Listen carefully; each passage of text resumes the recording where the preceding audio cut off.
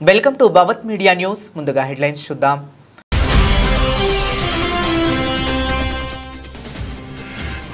టారిఫ్లపై అమెరికాకు Brazil shock.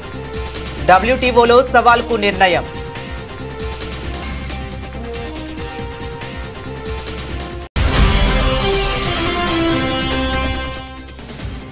Operation సింధూర్పై జయా బచ్చన్ వ్యాఖ్యలకు Delhi CM Rekha గట్టి కౌంటర్.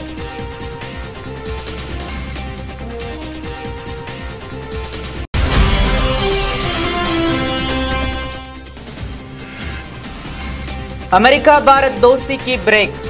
దెబ్బతిన్న మోదీ ట్రంప్ స్నేహబంధం.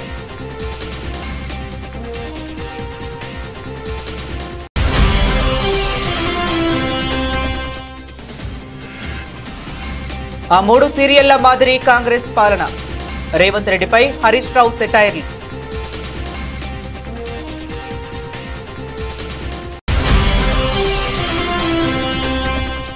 కలెక్టర్ల పనితీరుపై రేవంత్ ప్రశంసలు. శంషాబాద్ ఎయిర్పోర్టులో విమాన రాకపోకలకు అంతరాయం.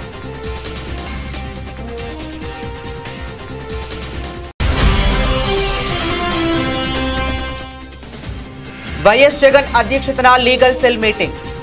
వేధింపులు, అక్రమ కేసులు, న్యాయ పోరాటం తదితర అంశాలపై చర్చ.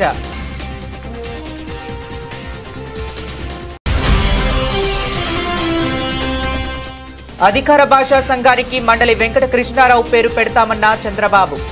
తెలుగు భాష పరిరక్షణ కోసం కృషి చేసిన మహోన్నత వ్యక్తి అంటూ నివాళులు.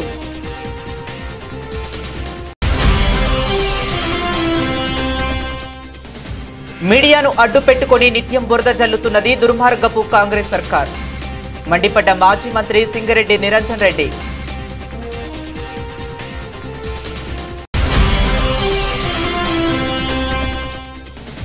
ఇనగంటి వెంకట్రావు రాసిన విలీనం విభజన పుస్తకావిష్కరణకు హాజరైన మాజీ ఉపరాష్ట్రపతి వెంకయ్య నాయుడు.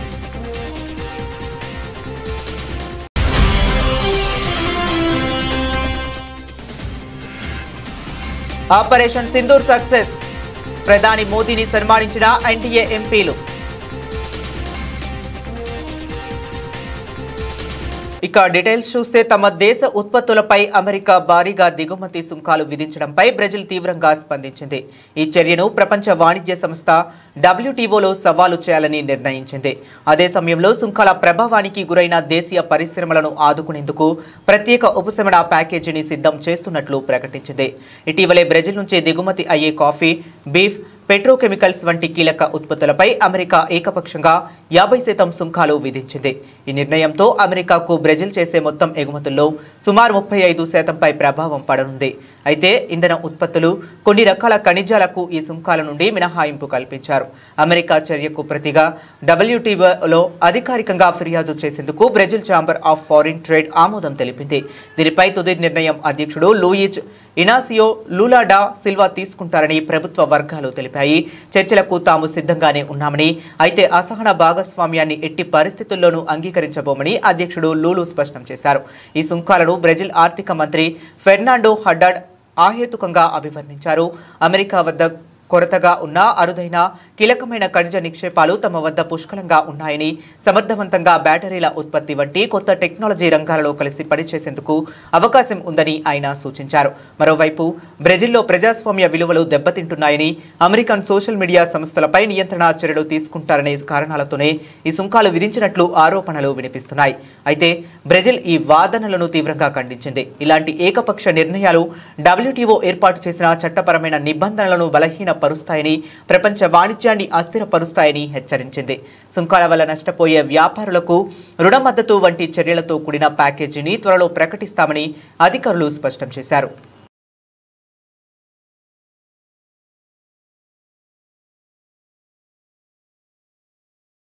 పహల్గాం ఉగ్రదాడికి ప్రతిస్పందనగా పాకిస్తాన్పై భారత్ నిర్వహించిన ఆపరేషన్ సింధూర్పై పార్లమెంట్లో చర్చ జరిగిన సంగతి తెలిసిందే.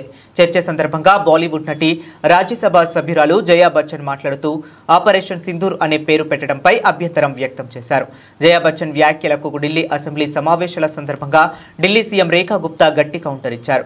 ఆమెకు కేవలం సినిమాలు మాత్రమే తెలుసని, తమకు దేశం తెలుసని అన్నారు. సినిమా భాషలోనే ఆమెకు సమాధానం ఇస్తానని, ఆమెకు దేశ వాస్తవ పరిస్థితుల గురించి తెలియదని ఎద్దేవా చేశారు. కుంకుమ విలువ ఏంటో ఆమెకు తెలియదని అన్నారు. మహిళలు వితంతువులు అయినప్పుడు సింధూరాన్ని కోల్పోతారని, అందుకే దానికి ఆపరేషన్ సింధూర్ అని పేరు పెట్టారని వివరించారు. ఇదే సమయంలో విపక్షాలపై కూడా రేఖా గుప్తా విమర్శలు గుప్పించారు. దేశాన్ని ప్రేమించలేరు కానీ దేశ వ్యతిరేక శక్తులను మాత్రం ప్రేమిస్తారని మండిపడ్డారు. భారతీయులమని చెప్పుకుంటూ పాకిస్తాన్ ప్రతినిధులుగా వ్యవహరిస్తున్నారని దుయ్యబట్టారు.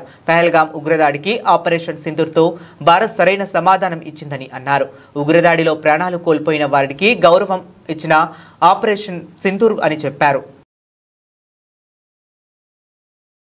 ఒకప్పుడు ప్రధాని నరేంద్ర మోదీ, అమెరికా అధ్యక్షుడు డొనాల్డ్ ట్రంప్ మధ్య ఉన్న బలమైన స్నేహబంధంతో కలకలలాడిన భారత్ అమెరికా సంబంధాలు ఇప్పుడు తీవ్ర ఒడిదుడుకులను ఎదుర్కొంటున్నాయి. ఇరు దేశాల మధ్య విధానపరమైన విభేదాలు పెరగటం, అమెరికా ఏకపక్షంగా సుంకాలు విధించడంతో పరిస్థితి సంక్షోభంలో పడింది.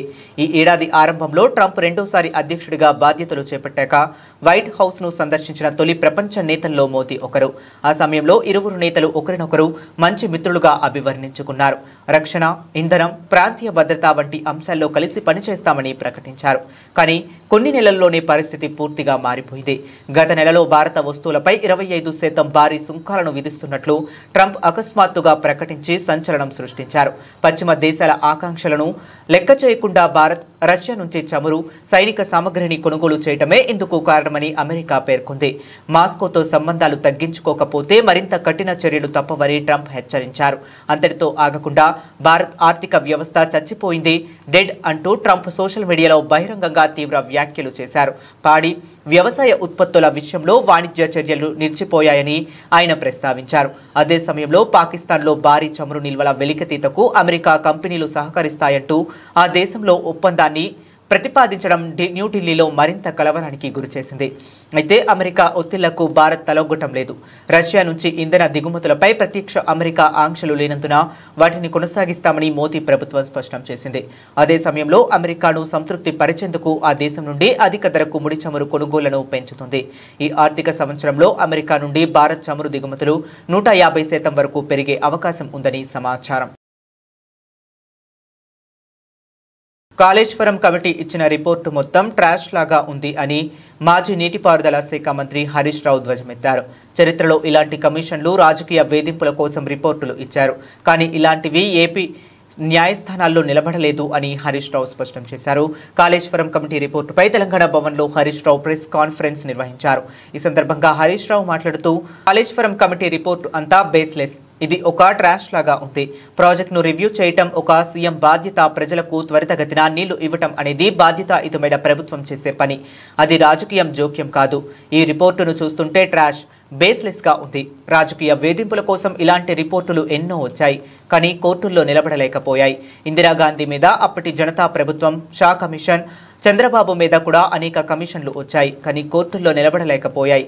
రాజకీయ దురుద్దేశంతోనే ఈ రిపోర్టులు ప్రజాక్షేత్రంలో నిలబడలేవు. ఇప్పటికైనా ధర్మమే గెలుస్తుంది, సత్యమే నిలబడుతుంది అని హరీష్ రావు పేర్కొన్నారు. ఇక ఉత్తమ్ కుమార్ రెడ్డి నిన్న ఇంకో మాట మాట్లాడి ఆయన మాట్లాడుకుంటూ, లేదు మేము ప్రాణహిత చేవెళ్ళ ప్రాజెక్టులో అదేంది 11,000 కోట్ల రూపాయలు ఖర్చు పెట్టినాం, రాష్ట్రం ఏర్పడే వరకే దాదాపు 32% ఖర్చు పెట్టినాం అన్నాడు. ఆయన బిల్డప్ ఎట్లుంటుందంటే ఇక సత్యహరిశ్చంద్రునికి తమ్ముని లెక్క బిల్డప్ ఇస్తాడు. సత్యహరిశ్చంద్రుడే దిగచ్చిండా, అబ్బా ఉత్తమ్ కుమార్ రెడ్డి ఇంత నిజాయితీగా మాట్లాడిండా అని మాట్లాడతాడు. ఆస్కార్ అవార్డు ఇవ్వచ్చు ఆయనకు. వాస్తవానికి చెప్పాలంటే 2014 రాష్ట్రం ఏర్పడే నాటికి ప్రాణహిత చేవెళ్లలో పెట్టిన ఖర్చు కేవలం 3,700 కోట్లు మాత్రమే. మీరు చేసిన పనులు కేవలం 3,700 కోట్లు మాత్రమే, నాట్ ఈవెన్ 10%. కానీ ఆయన ఏం చెప్పిండు నిన్న, 11,000 కోట్ల రూపాయల పనులు చేసినాం, 32% పని చేసినాం. అబద్ధాలకు కూడా హద్దు పద్దు ఉండాలి. నువ్వు అసలు గుండెకాయ లాంటి తమ్మిడి హట్టికి ఢిల్లీలో, మహారాష్ట్రలో, ఆంధ్రప్రదేశ్లో కాంగ్రెస్ ప్రభుత్వం ఉన్నా, ఆనాటి క్యాబినెట్లో నువ్వు మంత్రిగా ఉన్నా కనీసం అనుమతి కూడా తేలేదు. నా సిడబ్ల్యూసి అనుమతి తేలేదు, నా మహారాష్ట్రతో ఒప్పందం చేయలేదు. ఇంకా సిగ్గు లేకుండా 32% పనులు చేసినాం. కమిషన్లు దొబ్బిండ్రు మీరు. ఆ రోజు మొబిలైజేషన్ అడ్వాన్స్ పేరు మీద, సర్వే అండ్ మొబిలైజేషన్ అడ్వాన్స్ పేరు మీద 2300 కోట్ల రూపాయలు జేబులు నింపుకున్నారు, కమిషన్లు దొబ్బినరు, ప్రజలకు అన్యాయం చేసిండ్రు. 4 ఏళ్ల ప్రాజెక్టు పూర్తి చేస్తామన్నారు. 7 ఏళ్ళు అధికారంలో ఉంటే తట్టడు మట్టి కూడా తమ్మిడి హట్టి దగ్గర తవ్వకుండా ఈ రాష్ట్రానికి అన్యాయం చేసింది కాంగ్రెస్ పార్టీ. భారీ వర్షం వల్ల సోమవారం శంషాబాద్ ఎయిర్పోర్టులో విమానాల రాకపోకలకు తీవ్ర అంతరాయం ఏర్పడింది. దీంతో ప్రయాణికులు తీవ్ర ఇబ్బందులు పడ్డారు. శంషాబాద్ నుండి 119 మంది ప్రయాణికులతో సాయంత్రం 6:35 రాంచీ వెళ్లాల్సిన ఇండిగో విమానం టేకాఫ్ తీసుకునే సమయంలో సాంకేతిక లోపం తలెత్తింది. దీంతో అధికారులు ఆ సర్వీసును రద్దు చేశారు. ప్రత్యామ్నాయ ఏర్పాట్లు చేయకపోవడంతో ప్రయాణికులు ఎయిర్పోర్టులో ఆందోళనకు దిగారు. ఎట్టకేలకు వారణాసి నుంచి శంషాబాద్ వచ్చిన విమానంలో ప్రయాణికులు రాంచీకి వెళ్లేందుకు అధికారులు ఏర్పాట్లు చేశారు. అలాగే వారణాసి నుంచి శంషాబాద్ రావాల్సిన విమానాన్ని ఇక్కడి వాతావరణం అనుకూలించకపోవడంతో బెంగళూరుకు మళ్లించారు. కాగా సమస్యల పరిష్కారం కోసం క్యాబ్ డ్రైవర్లు ఆందోళన చేపడుతున్న నేపథ్యంలో శంషాబాద్లో సోమవారం ప్రయాణికులు తీవ్ర ఇబ్బందులు పడ్డారు. క్యాబ్ల కోసం గంటల తరబడి పడిగాపులు కాశారు. 70 రోజులుగా ఎయిర్పోర్టులో క్యాబ్ డ్రైవర్లు ఆందోళన చేస్తున్నారు. జిఎంఆర్ అధికారులు ప్రభుత్వం స్పందించకపోవడంతో ఆందోళన కొనసాగుతుంది. సోమవారం భారీ వర్షం వల్ల నడుస్తున్న కొన్ని క్యాబ్లు కూడా బంద్ అయ్యాయి.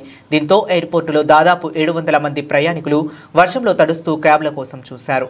సేకరించిన సమాచారం ప్రకారం చంద్రశేఖరరావు గారిని, హరీష్ రావు గారిని, ఈటెల రాజేందర్ గారిని నోటీస్ ఇచ్చి పిలవడం ద్వారా వారిని ప్రశ్నించి వారి ప్రశ్నలకు వాళ్ళు వివరణ ఇచ్చుకోవడానికి, వాళ్ళు తీసుకున్న నిర్ణయాలకు గల కారణాలను, వారు అందించిన సమాచారాన్ని అన్నిటిని కూడా వారు విశ్లేషించడం జరిగింది. విశ్లేషించిన తర్వాత 16 నెలల తర్వాత మొన్న 31 తారీఖు నాడు 665 పేజీల సుదీర్ఘమైన నివేదికను తెలంగాణ రాష్ట్ర ప్రభుత్వానికి పీసీ ఘోష్ కమిషన్ అందించడం జరిగింది.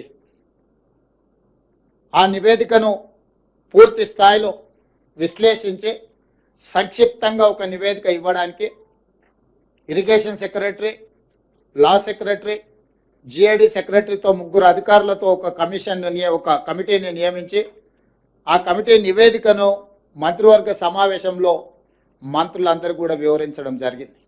ఇదే కాకుండా 665 పేజీల కమిషన్ నివేదికను ఈరోజు మంత్రివర్గంలో ప్రవేశపెట్టి దాన్ని మంత్రివర్గ ఆమోదం కూడా చేయడం జరిగింది. వాటికి సంబంధించిన సమాచారాన్ని పూర్తి స్థాయిలో మీడియా మిత్రులకు చెప్పాలని మంత్రివర్గ సహచరులందరితోని పత్రికా సమావేశాన్ని ఏర్పాటు చేసి అందులో ఉన్న ప్రధానమైన అంశాలను అన్నిటిని కూడా సాగునీటి పారుదల శాఖ మంత్రివర్యులు ఉత్తమ్ కుమార్ రెడ్డి గారు మీకు సుదీర్ఘంగా వివరించారు. అదేవిధంగా ఆర్థిక మంత్రి, ఉప ముఖ్యమంత్రి భట్టి విక్రమార్క గారు అందులో ఉన్న చాలా విషయాలను మీకు తెలియజేయడానికి ప్రయత్నం చేసిండ్రు. వీటి నేపథ్యంలో ఊరు మార్చి, పేరు మార్చి, అంచనాలు మార్చి, అవినీతికి పాల్పడి అక్రమాలకు పునాదులు వేసి నిర్మించిన కాళేశ్వరం ప్రాజెక్టు ఈరోజు కూలిపోయింది. స్పష్టంగా కమిషన్ వైఎస్ జగన్ అధ్యక్షతన legal cell meeting. YCP legal cell president Manohar Reddy, ప్రధాన కార్యదర్శి పొన్నవోలు సుధాకర్ రెడ్డి, ఉమ్మడి గుంటూరు, కృష్ణా జిల్లాల లీగల్ సెల్ ప్రతినిధులు హాజరయ్యారు. పార్టీ కేడర్, సోషల్ మీడియా యాక్టివిస్టులపై వేధింపులు, అక్రమ కేసులు, న్యాయ పోరాటం తదితర అంశాలపై చర్చ జరగనుంది. మాజీ మంత్రి మండలి వెంకట కృష్ణారావు డబ్బు కోసం ఎప్పుడూ ఆశపడలేదని, స్వతంత్ర సమరయోధుల కోటాలో ప్రభుత్వం కేటాయించిన 5 ఎకరాలను కూడా పేదలకు ఇచ్చేశారని ఆంధ్రప్రదేశ్ ముఖ్యమంత్రి చంద్రబాబు నాయుడు అన్నారు. నిన్న విజయవాడలోని తుమ్మలపల్లి కళాక్షేత్రంలో నిర్వహించిన మండలి వెంకట కృష్ణారావు శత జయంతి వేడుకల్లో ముఖ్యమంత్రి ముఖ్య అతిథిగా పాల్గొన్నారు. ఈ సందర్భంగా మండలి వెంకట కృష్ణారావు వ్యక్తిత్వాన్ని ఆయన కొనియాడారు. నేను ఈ కార్యక్రమానికి రావడానికి ఒక ముఖ్యమైన కారణం ఉంది. నేటి తరానికి విలువలతో కూడిన రాజకీయాలు ఎలా ఉంటాయో తెలియాలి. చేయాలి. 1978, 1983 మధ్య కాలంలో మండలి వెంకట కృష్ణారావుతో ఎమ్మెల్యేగా కలిసి పనిచేసే అవకాశం నాకు వచ్చింది. విలువలతో కూడిన రాజకీయాలు, స్నేహభావంతో పనిచేసిన నాయకత్వాన్ని ఒకప్పుడు చూశాం. ఇప్పుడు పూర్తిగా విలువలు పడిపోయాయి. అడ్డదారుల్లో డబ్బు సంపాదించడమే ధ్యేయంగా ఉంటున్నారు. గాంధీజీ ఆశయాలను తూచా తప్పకుండా పాటించిన మండలి వెంకట కృష్ణారావు మహాత్మునికి నిజమైన వారసుడు అని ముఖ్యమంత్రి చంద్రబాబు కొనియాడారు. తెలుగు భాష కోసం అహర్నిశలు కృషి చేసిన మండలి వెంకట కృష్ణారావు పేరును అధికార భాషా సంఘానికి పెడతామని ఈ సందర్భంగా చంద్రబాబు ప్రకటించారు. ప్రజల గుండెల్లో చిరస్థాయిగా నిలిచిపోయే వ్యక్తి మండలి వెంకట కృష్ణారావు అని అన్నారు. దివిసీమ ఉప్పెన సమయంలో ఆయన చేసిన సేవలు మరిచిపోలేనివని ముఖ్యమంత్రి పేర్కొన్నారు. ఈ గడ్డ కృష్ణా జిల్లా సాహితీ, సాంస్కృతిక, రాజకీయ, సినీ రంగాలకు వేదిక. ఈ కృష్ణా తీరం ఎంతో మహానుభావులని అందించిన గడ్డ ఇది. భోగరాజు పట్టాభి సీతారామయ్య గారు, గొట్టిపాటి బ్రహ్మయ్య గారు, చండ్ర రాజేశ్వరరావు గారు, కేఎల్ రావు గారు, మండలి వెంకట కృష్ణారావు గారు ఇటీవల ఈ రాష్ట్రంలోనే కాదు ప్రపంచానికే తెలుగు జాతిని గుర్తు తెచ్చినటువంటి, గౌరవాన్ని తీసుకొచ్చినటువంటి ఎన్టీ రామారావు గారు కూడా పుట్టిన గడ్డ ఈ కృష్ణా జిల్లా. ఇంకొక పక్కన మీరు ఒకసారి చూస్తే కృష్ణా పత్రిక వ్యవస్థాపకులు ముట్లూరు కృష్ణారావు గారు, ఆంధ్రపత్రిక కాశీనాథుని నాగేశ్వరరావు గారు, పత్రికా ప్రముఖులు నార్ల వెంకటేశ్వరరావు గారు, నిన్నటి వరకు ఈనాడు రామోజీరావు గారు, ఇలాంటి వాళ్ళందరూ కూడా ఇక్కడ పుట్టిన వ్యక్తులే. ఇంకొక పక్క జ్ఞానపీఠ అవార్డు గ్రహీత విశ్వనాథ్ సత్యనారాయణ గారు ఇక్కడే పుట్టారు. బ్రిటిష్ కాలంలో ఇండియా క్రికెట్ టీం కెప్టెన్ గా సికే నాయుడు కూడా ఇక్కడ పుట్టిన వ్యక్తే. ఇంకొక పక్క సంఘ సంస్కర్త త్రిపునేని రామస్వామి గారు, జాతీయ జెండా రూపశిల్పి పింగళ వెంకయ్య గారు, అయ్యదేవర కాళేశ్వరరావు గారు, గోరా లాంటి మహనీయులు పుట్టిన గడ్డ ఈ గడ్డ. సినిమాల్లో కూడా మనం చూస్తే అటు అక్కినేని నాగేశ్వరరావు గారు గాని, ఘంటసాల గాని ఇలాంటి ఎంతో మంది పుట్టిన గడ్డ. అలాంటి వాళ్ళందరినీ తలుచుకుంటే మనకు ఒక తెలంగాణ గొంతు తడపడానికే కేసీఆర్ కాళేశ్వరం నిర్మిస్తే మీడియాను అడ్డుపెట్టుకుని నిత్యం బురద జల్లుతున్నది దుర్మార్గపు కాంగ్రెస్ సర్కార్. చంద్రబాబు, వైఎస్ల హయాంలో ఉమ్మడి రాష్ట్రంలో ఆంధ్రలో కట్టిన ఏ రిజర్వాయర్లకు ఏ అనుమతులు లేవు. అన్ని అనుమతులతో నిర్మించిన కాళేశ్వరం మీద విషం చిమ్ముతున్నారు. కాళేశ్వరంతో తెలంగాణ పచ్చబడితే కాంగ్రెస్ కండ్లు మండుతున్నాయి. తెలంగాణ విజయాలను వైఫల్యాలుగా చిత్రీకరించడానికి ఒక సెక్షన్ మీడియా నిరంతరం ప్రయత్నిస్తూనే ఉన్నది. బనకచర్లను నీళ్లను మందలింపేందుకు కాళేశ్వరం మీద కక్షగట్టారు. అందుకే దానిని విఫలంగా చూపే ప్రయత్నం చేస్తున్నారు. కేసీఆర్ మీద ఎన్ని కుట్రలు చేసినా వాస్తవాలను భవిష్యత్తు ప్రతిబింబిస్తుందని మాజీ మంత్రి సింగిరెడ్డి నిరంజన్ రెడ్డి అన్నారు. సూక్ష్మం తెలంగాణ తెచ్చుకున్నది నీళ్ల కోసం, పంటలు పండాలి, ప్రజలు బతకాలి, ఉపాధులు రావాలి, గొప్పగా ఉండాలి. అవి నెరవేరే దిశగా పనులు జరిగినాయి. ప్రజలు సంతోషంగా ఉన్నారు. ప్రజలకు నీళ్ళు వచ్చింది లెక్కన కాదు. అది చెప్పమంటానంటే తూట్లు పెట్టి ఇక్కడ ఇదైంది ఆడ ఇదైంది అనేటువంటి నీవు ఇచ్చినాడు ఏమైంది? మరి సైట్ చేంజ్ చేసి గొంతు కోసింది మీరే, తెలంగాణలో మొదలుపెట్టిన ప్రాజెక్టులను పండబెట్టింది మీరే, ఆంధ్రాలో పెట్టినటువంటి ప్రాజెక్టులకు అన్నిటి కూడా శరవేగంగా ముందుకు తీసుకుపోయింది మీరే. అంతేందుకండి అనుమతుల గురించి ఇంత గొప్పగా మాట్లాడుతుండ్రు కదా, ఉన్న అనుమతులు కూడా లేనట్లు చిత్రీకరించి మాట్లాడుతుండ్రు కదా. ఆంధ్ర ప్రాంతంలో కట్టినటువంటి సమైక్య రాష్ట్రంలో అటు చంద్రబాబు గాని వైఎస్ గాని ముఖ్యమంత్రులు ఉన్న కాలంలో కట్టినటువంటి రిజర్వాయర్లన్నీ కూడా ఒక్కదానికి కూడా తెలుగు గంగ కింద 15 టీఎంసీలకు సంబంధించినటువంటి అలొకేషన్ తప్ప మిగతా ఏ రిజర్వాయర్లకు కూడా అనుమతులు లేవు, నీటి కేటాయింపులు లేవు. మరి అనుమతులు, నీటి కేటాయింపులు లేని ప్రాజెక్టు కడితే అది ప్రజాధనం కాదా? అంటే ఇదే ప్రజాధనం ఉమ్మడి రాష్ట్రంలో ఉండేది ఏ అనుమతులు లేకుండా ఆంధ్ర ప్రాంతంలో కడితేనేమో అది న్యాయం హేతుబద్ధమైంది. అబ్బా గొప్పవాళ్ళు నీళ్ళు ఇస్తున్నారు. అన్ని అనుమతులు పొంది అవసరం ఉన్న తెలంగాణకు ప్రాజెక్టు కడితే ఇన్ని ఏడుపులా, ఇంత వికారమైన చేస్తాలా? మరి అప్పుడు ఎందుకో ఈ మేధావులంటే వాళ్ళు అప్పుడు ఎందుకో మాట్లాడలేదు? ఏ అనుమతులు లేనటువంటి ప్రాజెక్టుల మీద పెట్టేటువంటి ఖర్చు ఇది న్యాయబద్ధం కాదు. ఉమ్మడి రాష్ట్రంలోకి వెళ్ళారు ఒక్కడైనా మాట్లాడంటారు, ఎందుకు మాట్లాడలేదు? అన్ని అనుమతులు ఉన్నటువంటి కాళేశ్వరాన్ని నీళ్లు ఉన్నతోనే మేము గడ్డం కాబట్టి ఇలా వాళ్ళ కడుపు మంట. కారణం ఇలా కాళేశ్వరం నీళ్లు ఆపుకొని ఇక్కడ తెలంగాణ సస్యామలం కావడం వాళ్ళకి ఇష్టం లేదు. అవతల ఈ ముఖ్యమంత్రి యొక్క గురువు, అక్కడ ఉండేటువంటి ముఖ్యమంత్రి చంద్రబాబు నాయుడు గారి యొక్క కళ తెలంగాణ పచ్చబడ్డం ఆయనకి ఇష్టం లేదు, ముమ్మాటికి ఇష్టం లేదు. ఆయన కొడుకుతోనే మనం మాట్లాడిస్తాడు. కాళేశ్వరం కట్టుకుంటే మేము అడ్డుపడడం కాదా? రికార్డెడ్ గా ముఖ్యమంత్రి స్థాయిలో మీరు రాసిన లేఖలే పెట్టుకుని మేము అడ్డుపడలే, మేము వ్యతిరేకించలేదు మాట్లాడడానికి సిగ్గనిపించాలి కదా.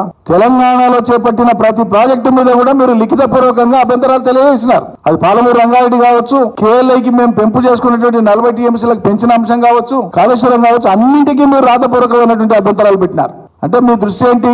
ఖచ్చితంగా గోదావరి నీళ్లను యథేచ్ఛగా ఎప్పట్లాగానే వాడుకోవాలి. అన్నింటికి మించి సముద్రానికి పోయినా పర్లేదు కానీ తెలంగాణ పచ్చబడకూడదు. ఇది వాళ్ళ పంతం. ఇక దానికి బాకాలు కొద్ది మంది మేధావులు సెక్షన్ ఆఫ్ మీడియాను 24 గంటలు పరితపిస్తుంటారు. తెలంగాణలో జరిగిన గొప్ప అంతా కూడా విఫలంగా చూపించాలనేటువంటి రాజకీయ నాయకులు బూతులు మాట్లాడటం ఫ్యాషన్ అయిపోయింది. బూతులు మాట్లాడటం చాలా గొప్ప అనుకుంటున్నారు.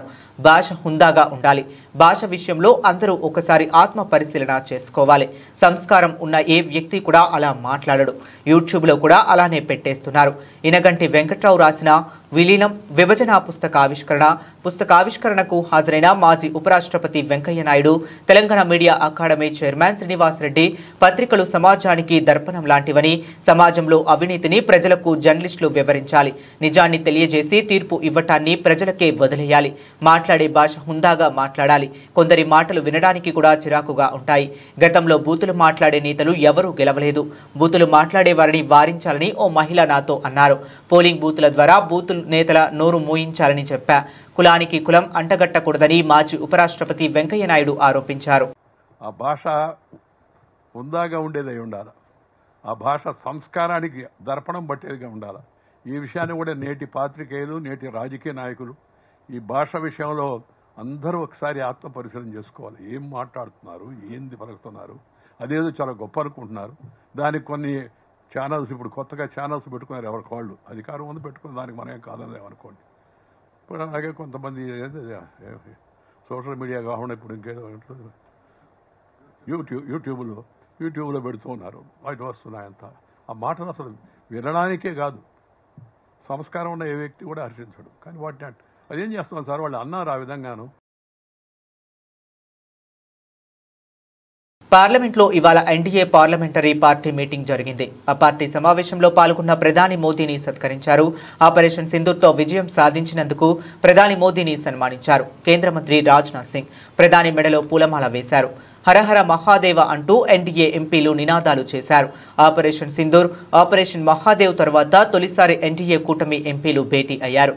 పార్లమెంట్ వర్షాకాల సమావేశాల తీరు, ప్రతిపక్షాల వ్యవహార శైలిపై కూడా ఆ భేటీలో చర్చించారు. పెహల్గాం ఉగ్రదాడి ఘటన తర్వాత భారత సైన్యం ఆపరేషన్ సింధూర్ చేపట్టిన విషయం తెలిసిందే. పాక్లో ఉన్న ఉగ్ర స్థావరాలను ఆ ఆపరేషన్ ద్వారా పేల్చేశారు. వందల సంఖ్యలో ఉగ్రవాదులను హతమార్చారు. ఆ తర్వాత పెహల్గాం ఉగ్రదాడికి ప్లాన్ వేసిన సూత్రధారుల్ని ఆపరేషన్ మహాదేవ్లో భాగంగా హతమార్చిన విషయం తెలిసిందే.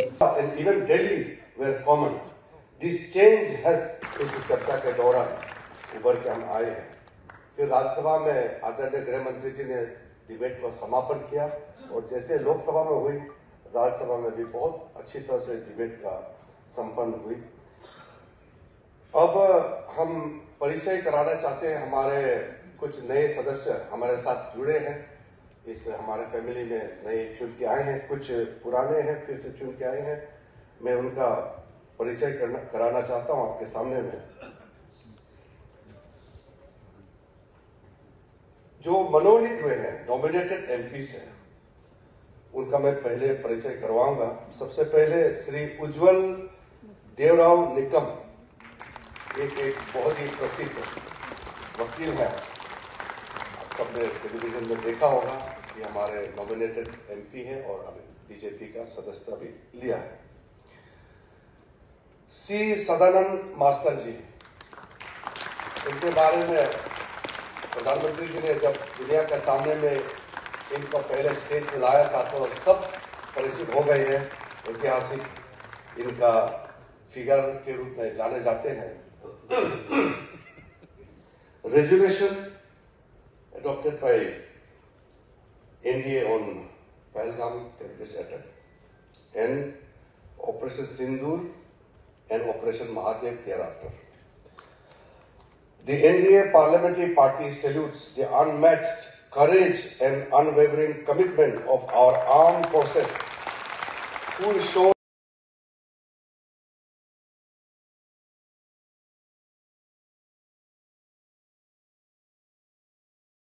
సోమవారం లాభాలను ఆర్జించిన దేశీయ సూచీలు మంగళవారం మళ్లీ నష్టాల బాట పట్టాయి. భారత్పై మరింతగా సుంకాలను పెంచుతామని అమెరికా అధ్యక్షుడు డొనాల్డ్ ట్రంప్ ప్రకటించిన నేపథ్యంలో మదుపర్లు అమ్మకాలకు దిగారు. అంతర్జాతీయంగా సానుకూల సంకేతాలు ఉన్నప్పటికీ ట్రంప్ బెదిరింపుల నేపథ్యంలో సూచీలు నష్టాల్లో కదలాడుతున్నాయి. ఈ నేపథ్యంలో ప్రస్తుతం సెన్సెక్స్, నిఫ్టీ నష్టాల బాటలో ఉన్నాయి. సోమవారం ముగింపు 81.018తో పోల్చుకుంటే మంగళవారం ఉదయం స్వల్ప నష్టాలతో మొదలైన సెన్సెక్స్ ఆ తరువాత మరింతగా నష్టాల్లోకి జారుకుంది. ప్రస్తుతం ఉదయం 10:40 సమయంలో సెన్సెక్స్ 410 పాయింట్ల నష్టంతో 80.608 వద్ద కొనసాగుతుంది. మరోవైపు నిఫ్టీ కూడా సెన్సెక్స్ బాటలోనే కొనసాగుతుంది. ప్రస్తుతానికి 115 పాయింట్ల నష్టంతో 24,607 వద్ద కొనసాగుతుంది. సెన్సెక్స్లో నవుమా health, Kaynes technology, Mazagon dock, APL, Apollo, IndusInd bank షేర్లు లాభాల్లో ఉన్నాయి. Hindustan petro, Manappuram finance, IIFL finance, LIC housing finance, PB, fintech షేర్లు నష్టాల బాటలో కొనసాగుతున్నాయి. నిఫ్టీ మిడ్ క్యాప్ ఇండెక్స్ 280 పాయింట్ల నష్టంతో ఉంది. బ్యాంక్ నిఫ్టీ 205 పాయింట్ల నష్టంతో కొనసాగుతుంది. డాలర్తో పోల్చుకుంటే రూపాయి మారకం విలువ 87.82గా ఉంది. ఇంగ్లాండ్తో జరిగిన ఓవెల్ టెస్టులో టీమిండియా ఉత్కంఠ రీతిలో 6 పరుగుల తేడాతో విజయం సాధించిన విషయం తెలిసిందే.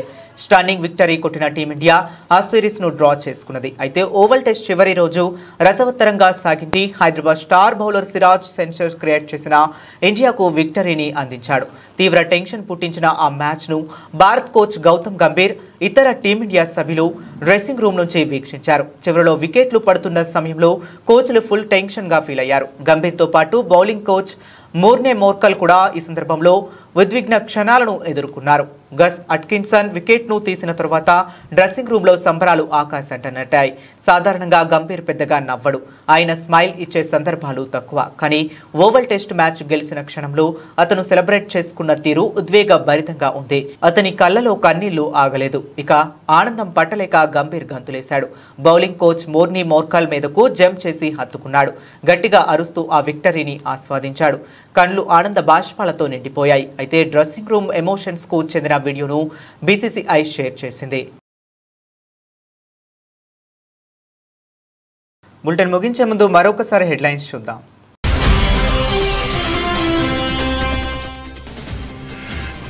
టారిఫ్లపై అమెరికాకు బ్రెజిల్ షాక్. డబ్ల్యూటీఓలో సవాల్కు నిర్ణయం.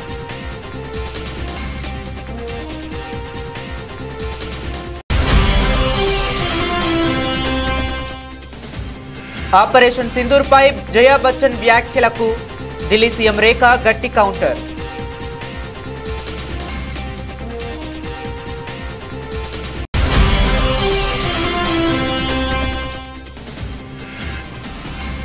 అమెరికా భారత్ దోస్తీకి బ్రేక్. దెబ్బతిన్న మోదీ ట్రంప్ స్నేహబంధం.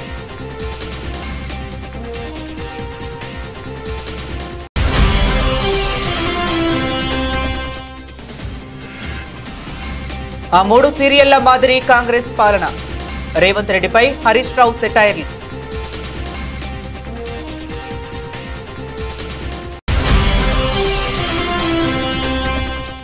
కలెక్టర్ల పనితీరుపై రేవంత్ ప్రశంసలు. శంషాబాద్ ఎయిర్పోర్టులో విమాన రాకపోకలకు అంతరాయం.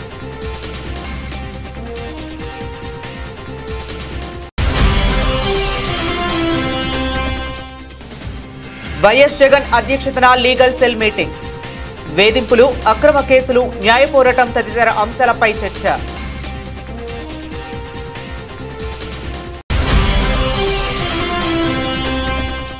అధికార భాషా సంఘానికి మండలి వెంకట కృష్ణారావు పేరు పెడతామన్న చంద్రబాబు. తెలుగు భాష పరిరక్షణ కోసం కృషి చేసిన మహోన్నత వ్యక్తి అంటూ నివాళులు.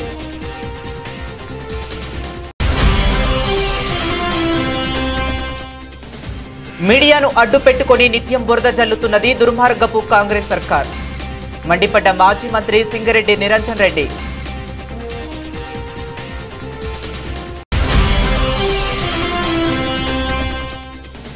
ఇనగంటి వెంకట్రావు రాసిన విలీనం విభజన పుస్తకావిష్కరణ. పుస్తకావిష్కరణకు హాజరైన మాజీ ఉపరాష్ట్రపతి వెంకయ్య నాయుడు.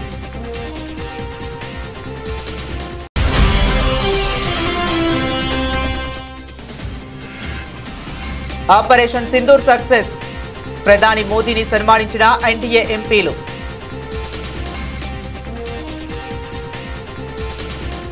ఇవి ఇప్పటి వరకు ఉన్న అప్డేట్స్. మరిన్ని అప్డేట్స్ కోసం కీప్ వాచింగ్.